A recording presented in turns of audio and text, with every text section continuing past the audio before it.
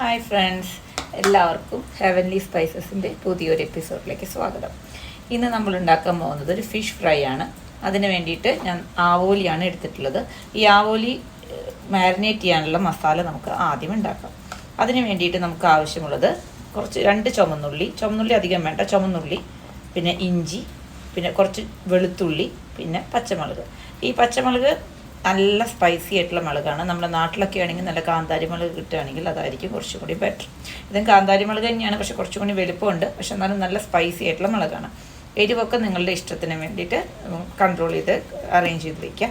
പിന്നെ ഇതിന്ന് ചതച്ചെടുത്തിട്ട് വേണം മസാല തയ്യാറാക്കാൻ. ചതച്ചെടുത്തതിന് ശേഷം ബാക്കി പൊടികളൊക്കെ ഇതിലോട്ട് ചേർക്കാം. നമുക്കിത് ആദ്യം ഒന്ന് ചതച്ചെടുത്തിട്ട് വരാം. ഇത് അരച്ചെടുക്കരുത്, ചതച്ച് തന്നെ എടുക്കാം. അപ്പോൾ നമ്മളെല്ലാം ഇവിടെ ചതച്ചെടുത്തിട്ടുണ്ട്. ഇങ്ങനെ ചതച്ചെടുത്തതിന് ശേഷം നമ്മളിതിലോട്ട് പൊടികളിട്ട് നമുക്ക് മസാല തയ്യാറാക്കാം. ഇനി നമുക്ക് ഈ മസാല തയ്യാറാക്കാം. അതിന് വേണ്ടി നമുക്ക് കുറച്ച് മുളക് പൊടി ഇടണം. മുളക് പൊടി, കുരുമുളക് പൊടിയൊക്കെ നിങ്ങളുടെ ഇഷ്ടത്തിന് നിങ്ങൾ ക്രമീകരിച്ചിടുക. കാരണം എല്ലാവർക്കും എരിവ് ഇഷ്ടം ഉണ്ടാവില്ല. അപ്പോൾ എരിവ് ഇഷ്ടമില്ലാത്തവരെ കുറച്ച് മുളക് പൊടി ഇട്ടാൽ മതി. ഇതിപ്പോൾ എരിവുള്ള മുളക് പൊടിയാണ്, കാശ്മീരി ചില്ലി അല്ല. നമ്മൾ വീട്ടിൽ പൊടിപ്പിക്കുന്ന എരിവുള്ള നോർമൽ നല്ല എരിവുള്ള മുളകാണ്. ഇനി എപ്പോഴും എന്തെങ്കിലും ഫ്രൈ ഉണ്ടാക്കുമ്പോൾ കുറച്ച് എരിവ് കൂടുതൽ ഇടുന്നതാണ് നല്ലത്. കാരണം അത് ഫ്രൈ ആകുമ്പോൾ നമ്മുടെ ഓയിലിൽ കുറേയൊക്കെ അതിൻ്റെ എരിവ് പോകും. അപ്പോൾ അതുകൊണ്ട് എരിവ് ഇഷ്ടമല്ലെങ്കിൽ നിങ്ങൾ അതിനനുസരിച്ച് കുറച്ചിടാം. ഇപ്പോൾ അതിലല്ലെങ്കിൽ നിങ്ങൾ പാകത്തിന് നിങ്ങളുടെ ഇഷ്ടത്തിന് എരിവിടാം. ഇനി അതിലോട്ട് കുറച്ച് മഞ്ഞൾപ്പൊടി മതി. പിന്നെ കുറച്ച് കുരുമുളകിൻ്റെ പൊടി,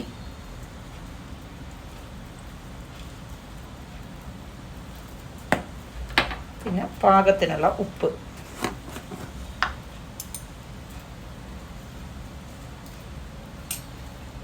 ഇതെല്ലാം ഇട്ടതിന് ശേഷം ഇതിലോട്ട് കുറച്ച് വെളിച്ചെണ്ണ തന്നെ ഒഴിക്കണം. വേറെ ഓയിലൊന്നും ഉപയോഗിക്കരുത്.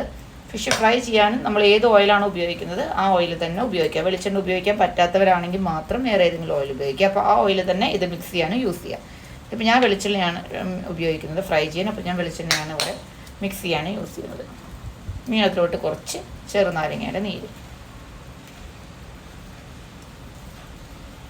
ഒരു ചെറിയ ടീസ്പൂൺ ചെറുനാരങ്ങ നീര് ഒഴിച്ചാൽ മതി. ഒരു പുളിക്ക് വേണ്ടിയിട്ടാണ്. പുളി മാത്രമല്ല, നമ്മുടെ മാരിനേഷനൊക്കെ പെട്ടെന്ന് ഈ ഫിഷിൽ പിടിക്കാനായിട്ട് ചെറുനാരങ്ങ നീര് ഒഴിക്കുന്നതാണ് കുറച്ചുകൂടി നല്ലത്. ഇനി ചെറുനാരങ്ങ കയ്യിലില്ലെങ്കിൽ കുറച്ച് വിനിഗർ ചേർത്താലും മതി.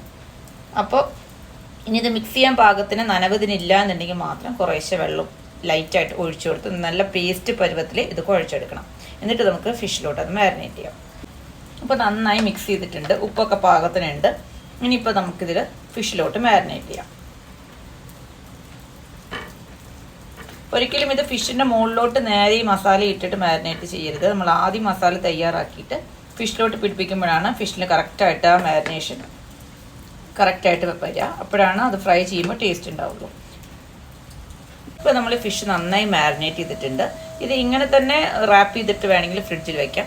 അതല്ലാന്നുണ്ടെങ്കിൽ നിങ്ങൾക്കതൊരു ബോക്സിലാക്കി അടച്ച് ഫ്രിഡ്ജിൽ ഒരു മണിക്കൂറും ഞാൻ വെക്കുന്നുണ്ട്. നിങ്ങൾക്ക് 1 മണിക്കൂർ സമയമില്ല എന്നുണ്ടെങ്കിൽ ഒരു 30 മിനിറ്റ്സ് എങ്കിലും ഇത് മാരിനേറ്റ് ചെയ്യാൻ വയ്ക്കാം. ഇതിപ്പോൾ തന്നെ എടുത്ത് വറുത്ത് കഴിഞ്ഞാൽ അതിൻ്റെ ടേസ്റ്റ് നമുക്ക് അറിയില്ല. ഇനി ഈ മുകളിൽ കാണുന്ന ചതച്ചതൊക്കെ ഇങ്ങനെ തന്നെ നമ്മൾ ഈ മീൻ ഇങ്ങനെ തന്നെ നമ്മൾ എണ്ണയിലോട്ട് ഇട്ട് കഴിഞ്ഞാൽ ഇതൊക്കെ കരിയും, ഫിഷ് വേവില്ല. അങ്ങനെയല്ല അത് ഫ്രൈ ചെയ്യുന്നത്. ഇതിപ്പോൾ ഞാനിതിപ്പോൾ ബോക്സിലാണ് ഇട്ട് വയ്ക്കുന്നത്. നമ്മളത് പാക്ക് ചെയ്ത് ഫ്രിഡ്ജിൽ വെക്കുമ്പോൾ അത് ഈ ഫിഷ് ഇങ്ങനെ വെക്കുമ്പോൾ ഇതിന് പുറത്ത് തന്നെ ഇതിങ്ങനെ പൊത്തി വെക്കുക. അപ്പോൾ അതിൻ്റെ നീരും അതിൻ്റെ സ്മെല്ലും ഒക്കെ ആ ഫിഷിലോട്ട് നന്നായിട്ട് കയറും. ഇനി നമ്മൾ ഫ്രൈ ചെയ്യുമ്പോൾ ഈ ഉള്ളിയൊക്കെ മാറ്റി ഫിഷ് മാത്രം ഫ്രൈ ചെയ്തതിന് ശേഷം ആ ഫിഷ് ഫ്രൈ ചെയ്ത ഓയിലിൽ തന്നെ ഈ ഉള്ളിയൊക്കെ വറുത്തെടുക്കും. ഈ ഉള്ളിയും കൂട്ടിയും ഈ ഫിഷ് കഴിക്കാനായിട്ട് ഭയങ്കര ടേസ്റ്റാണ്. എപ്പോഴും ശ്രദ്ധിക്കുക, ഈ ഉള്ളി എപ്പോഴും ചതച്ച് തന്നെ ഇടുക, അരച്ചിടരുത്. അരച്ചിട്ട് കഴിഞ്ഞാൽ അതിൻ്റെ ടേസ്റ്റ് ഡിഫറെൻ്റ് ആയിരിക്കും. അങ്ങനത്തെ ഒരു റെസിപ്പി ഞാൻ വേറൊരു അവസരത്തിൽ ഉണ്ടാക്കുമ്പോൾ കാണിക്കാം. ഇതിപ്പോൾ ചതച്ചിട്ടിട്ടുള്ള റെസിപ്പിയാണ്. ഇനി വേറെ ടൈപ്പിലുള്ള റെസിപ്പി ഇനി അടുത്ത ട്രിപ്പ് ഉണ്ടാക്കുമ്പോൾ കാണിക്കാം. ഇത് നമുക്ക് ഇങ്ങനെ തന്നെ ഇട്ട് ഇതിൽ കുറച്ച് ബാക്കി ഉണ്ടായിരുന്നു, അപ്പോൾ അതും കൂടി ഇതിലോട്ട് വെച്ച് നമ്മൾ നന്നായിട്ട് അടച്ചിട്ട് ഫ്രിഡ്ജിലോട്ട് വെക്കണം. എന്നിട്ട് 1 മണിക്കൂർ കഴിഞ്ഞെടുത്തിട്ട് ഫ്രൈ ചെയ്യണം. പോലെ അടച്ച് വെച്ചിട്ട് നമ്മളിത് ഫ്രിഡ്ജിൽ വെച്ച് 1 അവർ കഴിയുമ്പോൾ എടുത്തിട്ട് ഫ്രൈ ചെയ്യണം. 1 അവർ വെക്കാൻ പറ്റില്ലെങ്കിൽ മിനിമം ഒരു 30 മിനിറ്റ്സ് എങ്കിലും ഇത് മാരിനേറ്റ് ചെയ്തിട്ട് ഫ്രിഡ്ജിൽ സൂക്ഷിക്കാം. ഫ്രിഡ്ജിലെന്ന് വെച്ചാൽ നോർമൽ തട്ടിൽ, അല്ലാതെ ഒരിക്കലും അത് ഫ്രീസറിൽ വെക്കരുത്. നോർമൽ തട്ടിൽ വെച്ചിട്ട് നമുക്ക് ഇനിയിപ്പോൾ ഫ്രിഡ്ജിൽ വെച്ചില്ല വെച്ചിട്ടും കുഴപ്പമൊന്നുമില്ല. എന്നാലും ഫ്രിഡ്ജിൽ വെക്കുമ്പോൾ കുറച്ചുകൂടി നന്നായിട്ട് മാരിനേഷനൊക്കെ ഈ ഫിഷിലോട്ട് പിടിക്കും. ഇനി നമുക്ക് നമ്മുടെ ഫിഷ് ഫ്രൈ ചെയ്യാൻ തുടങ്ങാം. ഇപ്പോൾ ഞാൻ ഫിഷ് എടുത്ത് വെച്ചിട്ട് ഒരു 1 hour കഴിഞ്ഞു. അപ്പോൾ നമ്മൾ എപ്പോഴും ഫിഷ് ഫ്രിഡ്ജിലാണ് നിങ്ങൾ വെക്കുന്നത് മാരിനേറ്റ് ചെയ്തിട്ടുണ്ടെങ്കിൽ, ഫ്രൈ ചെയ്യുന്നതിന് തൊട്ട് മുമ്പ് ഓടിപ്പോയിട്ട് ഫിഷ് പുറത്തെടുത്ത് നേരെ തന്നെ ഫ്രൈ പാനിലോട്ട് വെളിച്ചെണ്ണയിലോട്ട് ഇടരുത്. അങ്ങനെ ഇട്ട് കഴിഞ്ഞാൽ ഫിഷിൻ്റെ ടേസ്റ്റും പോവും, പിന്നെ നമ്മുടെ ഫിഷ് സോഫ്റ്റായിട്ട് ഫ്രൈ ആയിട്ട് കിട്ടില്ല. അത് ഭയങ്കര ക്രിസ്പി ആയിട്ട് കട്ടിയായിട്ടൊക്കെ പോവും, ആ ടേസ്റ്റ് പോവും. അപ്പോൾ നമ്മൾ എപ്പോഴും ഫിഷ് ഫ്രൈ ചെയ്യുന്നതിനേക്കാളും ഒരു അരമണിക്കൂർ മുമ്പെങ്കിലും പുറത്ത് വയ്ക്കാം. അത് നിങ്ങളുടെ നാട്ടിലെ ആ ഒരു തണുപ്പും കാലാവസ്ഥയും അനുസരിച്ച് വെക്കുക. നല്ല തണുപ്പുള്ള നാട്ടിൽ താമസിക്കുന്നവരാണെങ്കിൽ ഫ്രിഡ്ജിൽ തന്നെ വെക്കണം, നമുക്ക് പുറത്ത് തന്നെ വെച്ചാൽ മതി. പിന്നെ നമ്മൾ എപ്പോഴും ഫ്രൈ ചെയ്യുന്നതിൻ്റെ കുറച്ച് മുമ്പ് ഫ്രിഡ്ജിൽ നിന്നും എടുത്ത് റൂം ടെമ്പറേച്ചർ ആയതിനു ശേഷം മാത്രം എണ്ണയിലിട്ട് ഫ്രൈ ചെയ്യണം. ഇപ്പോൾ എൻ്റെ ഫിഷ് എടുത്ത് വെച്ചിട്ട് ഇപ്പോൾ ഞാനൊരു 30 minutes ആയി പുറത്തോട്ട് എടുത്ത് വെച്ചിട്ട് ഇനിയിപ്പോൾ ഞാൻ ഫ്രൈ ചെയ്യാൻ പോവാണ്. അപ്പോൾ അതിന് വേണ്ടി നമ്മൾ ആദ്യം ഗ്യാസ് ഓൺ ചെയ്യാം.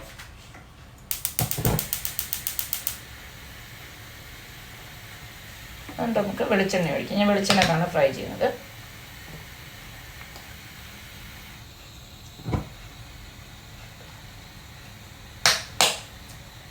ഒരുപാട് വെളിച്ചെണ്ണ വേണ്ട, നമുക്കത് ഗ്രില്ല് ചെയ്ത പോലെയാണ്, ഡീപ്പ് ഫ്രൈ അല്ല ചെയ്യുന്നത്. ഇനി നമുക്ക് വേറൊരു ടിപ്പ് പറഞ്ഞാൽ, ഇത് നല്ല വേപ്പിലയുടെ മണം നമ്മുടെ ഫിഷിന് വരാൻ വേണ്ടിയിട്ട് നമ്മൾ കുറച്ച് വേപ്പില ഇതിലോട്ട് ഇട്ട് കൊടുക്കാം. ആ ഫിഷ് വരാൻ സാധ്യതയുള്ള സ്ഥലത്ത് നമ്മളൊന്ന് അങ്ങനെ വേപ്പില ഇട്ട് കൊടുക്കുക. ഇതിപ്പോൾ തണ്ട് പൊട്ടിച്ചെടുത്ത വേപ്പിലയാണ്. അതല്ല നിങ്ങളുടെ കയ്യിൽ നേരെ തണ്ടോട് കൂടിയുള്ള വേപ്പില ഉണ്ടെങ്കിൽ അതായിരിക്കും. നമുക്ക് നേരെ അങ്ങനെ അടക്കി വെച്ചാൽ മതി. നേരെ നിരത്തി വെച്ചിട്ട് നമുക്ക് ഫിഷ് അതിൻ്റെ മുകളിലോട്ട് പരത്തി കൊടുക്കാം. വേപ്പില ഇടുമ്പോൾ ചെറുതായിട്ടൊന്ന് പൊട്ടിത്തെറിക്കും.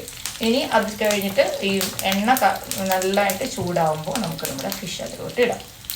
എണ്ണ ഒരുവിധം ചൂടായിട്ടുണ്ട്. ഇനി ഫിഷ് ഇടാൻ പോവാണ്. അപ്പോൾ നമ്മൾ നേരത്തെ പരട്ടി വെച്ചിട്ടുള്ള ഈ മസാലയൊക്കെ ഇതിൽ നിന്ന് മാറ്റാം.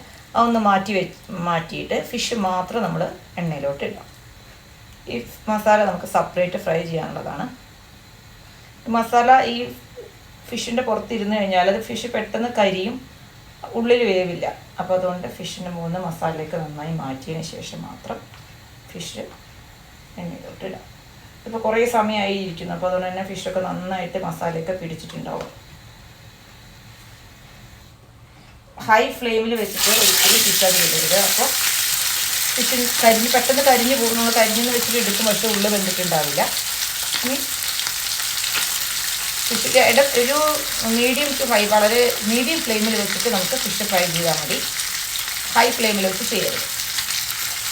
ഇവിടെ ഫിഷ് ഇതേ ഫ്രൈ ആയിക്കൊണ്ടിരിക്കുകയാണ്. ചിലപ്പോൾ അതിൻ്റെ വൺ സൈഡ് മുരിഞ്ഞിട്ടുണ്ടാവും. അതൊന്നും നമുക്ക് ചെക്ക് ചെയ്ത് നോക്കാം മുരിഞ്ഞിട്ടുണ്ടാവും.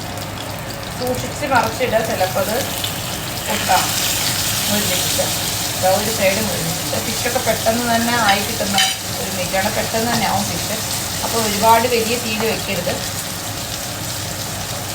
ഇങ്ങനെ നമുക്ക് ഈ സൈഡ് കൂടി നന്നായിട്ട് മുരിച്ചെടുക്കാം. തീ നന്നായി കുറച്ച് തിരിച്ചെടുക്കുന്നതിന് ചെറിയ മീഡിയം ഫ്ലെയിമിൽ വെച്ചിട്ട് നമുക്കിതൊന്ന് ഈ സൈഡ് മുരിഞ്ഞ് വെക്കാം. എണ്ണയൊക്കെ ആയിട്ടില്ലെങ്കിൽ എല്ലാ സൈഡിലോട്ടും എണ്ണ ഒന്ന് വെച്ചിട്ട് ആക്കിയെടുക്കാം. പിന്നെ എണ്ണ ഇങ്ങനെ സെപ്പറേറ്റ് വരുന്ന എണ്ണ എടുത്തിട്ട് ഈ സൈഡിലോട്ട് മുൻപോട്ടൊന്ന് ആക്കി കൊടുക്കാം. അപ്പോൾ ഇതിങ്ങനെ ഡ്രൈ ആവാതെ ഫിഷ് നമുക്ക് ഫ്രൈ ചെയ്തെടുക്കാം.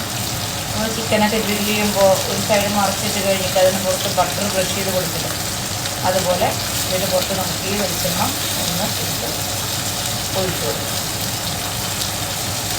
ഇതിൻ്റെ സൈഡൊന്നും ആയിട്ടില്ല. അപ്പോൾ നമ്മളത് ഒന്ന് ചെരിച്ച് വെച്ചിട്ട് രണ്ട് സൈഡ് മുരിഞ്ഞതിന് ശേഷം ഫിഷ് ഒന്ന് ചെരിച്ച് വെച്ചിട്ട് നമുക്ക് ഫ്രൈ ചെയ്തെടുക്കാം. ഇനി ഫിഷ് ഓവർ കുക്കായി പോരുത്. ഒരുപാടങ്ങ് ഫ്രൈ ആയി പോയാലും ഫിഷിൻ്റെ ടേസ്റ്റ് ഉണ്ടാവില്ല. നമുക്ക് ഈ സൈഡ് കൂടി ഫ്രൈ ചെയ്യാം. നമുക്ക് ഫിഷ് ഒന്ന് മറിച്ചിട്ട് നോക്കാം. ആ സൈഡ് മുരിഞ്ഞിട്ടുണ്ടോന്ന്.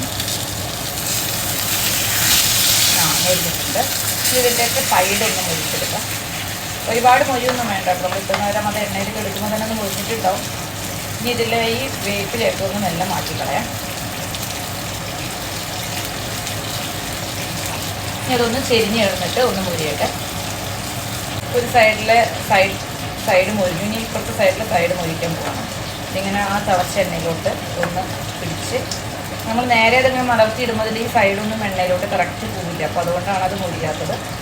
ഇനി അതിന് മുകളിലുള്ള ഈ വേപ്പിലയും താഴെ കിടക്കുന്ന വേപ്പിലൊക്കെ നമ്മൾ റിമൂവ് ചെയ്യാം.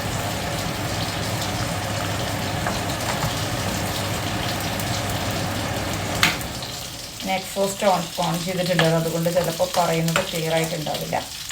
ഈ വേപ്പിലയൊക്കെ ഇതിനെ പുറത്തുള്ളതൊക്കെ നമ്മൾ റിമൂവ് ചെയ്ത് കളയണം. ഇനി നമുക്ക് മസാലയാണ് ഫ്രൈ ചെയ്യേണ്ടത്. അപ്പോൾ വേപ്പില കൂടി അത് കിടന്നു കഴിഞ്ഞാൽ അത് കരിഞ്ഞു പോകും. അപ്പോൾ ആ സൈഡ് ഒരുവിധം മുരിഞ്ഞിട്ടുണ്ട്. വേപ്പിലൊക്കെ അതിൽ നിന്ന് മാറ്റാം.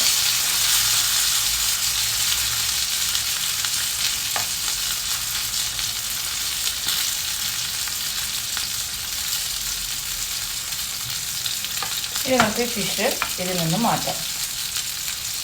ഇത് നമ്മുടെ ഫിഷ് ഫ്രൈ ചെയ്തിട്ടുള്ള ബാക്കി ഓയിലാണ്.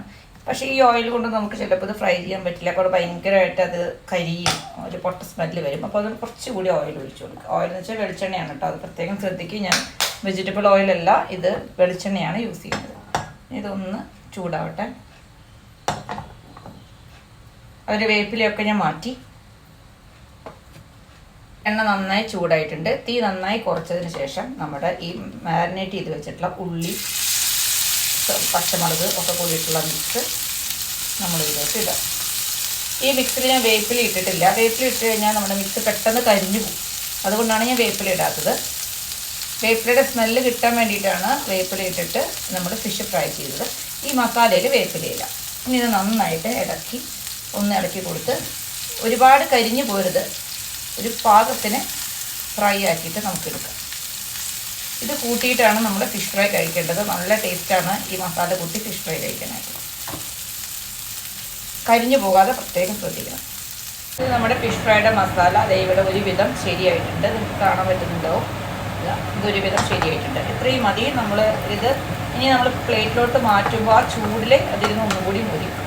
ഒരുപാട് മുരിഞ്ഞു കഴിഞ്ഞാൽ അത് കരിഞ്ഞ ടേസ്റ്റ്. കാരണം ഇതിൽ മുളക് പൊടിയൊക്കെ ഉള്ളത് കൊണ്ട് തന്നെ പെട്ടെന്ന് അത് കരിഞ്ഞു പിടിക്കും.